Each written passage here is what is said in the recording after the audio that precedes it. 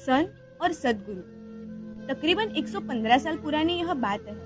पूज्य नेमिसुरी महाराजा वर्तेज में बीमार हुए थे और उसी दौरान बाल्यावस्था में रहे माकूभाई सेठ भी अहमदाबाद में बीमार हुए थे। उनके पिताजी मनसुखभाई सेठ ने पूज्यश्री के पास निपुण डॉक्टर को भेजा और हर घंटे संदेश भिजवाकर पूज्यश्री के आरोग्य के समाचार देने कहा, लेकिन पूज्यश्री का बुखार उतर ही नहीं रहा था।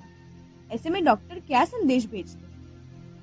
यहाँ व्याकुलता से ग्रस्त सेठ संदेश पर संदेश भिजवाते रहे। उन्होंने एक बार एक ही रात में 80 संदेश भिजवाए। गुरुदेव की तबीयत कैसी है, कृपया मुझे बताओ। संदेश मास्टर भी चौंक उठे। दूसरे डॉक्टर बेटे माकूभाई का लगातार इलाज कर रहे थे। बेटे की हालत में कुछ सुधार दिखा। सेठ ने कहा, आप आज के आज ही वर्तेज जाइए और जब तक गुरुदेव की तबीयत में सुधार न दिखे तब तक वहीं रहकर उपचार करना। डॉक्टर ने परिस्थिति देखकर कहा, सेठ, माकूभाई का इलाज छोड़कर वहां जाना मुझे ठीक नहीं लग रहा है। सेठ ने भावुक होकर नर्म शब्दों में कहा, डॉक्टर, धर्म के प्रभाव से मेरा बेटा माकू ठीक हो जाएगा। फिर भी यदि हमारे साथ उसका ऋणानुबंध कम हो और उसके शरीर को कुछ हो जाए तो सिर्फ मुझे और मेरे परिवारजनों को ही दुख होगा, पर यदि गुरुदेव के पुण्य देह को कुछ हुआ तो सकल श्री संघ और जिन शासन के लिए दुखदायी होगा। इसलिए आप अभी के अभी फौरन वर्तेज जाइए। याद आते हैं धर्माचार्य बहुमान कुलक, जस्स गुरुम्मीण भक्ति निवसई ययम्मि वज्रेहव्व किम तस्य जीवियेण विडंबना मेत्त रुवेण।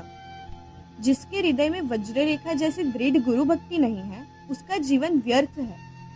उसका जीवन एक बोझ से अतिरिक्त कुछ भी नहीं है। मुझे कहने दो, जीवन की सफलता 150 करोड़ के मालिक बन जाने में नहीं है। जीवन की सफलता पत्नी, गाड़ी, खेत, मकान होने में नहीं है। जीवन की सफलता ऐशो आराम और मौज मस्ती में भी नहीं है। जीवन की सफलता है दृढ़ और निर्मल गुरु भक्ति में।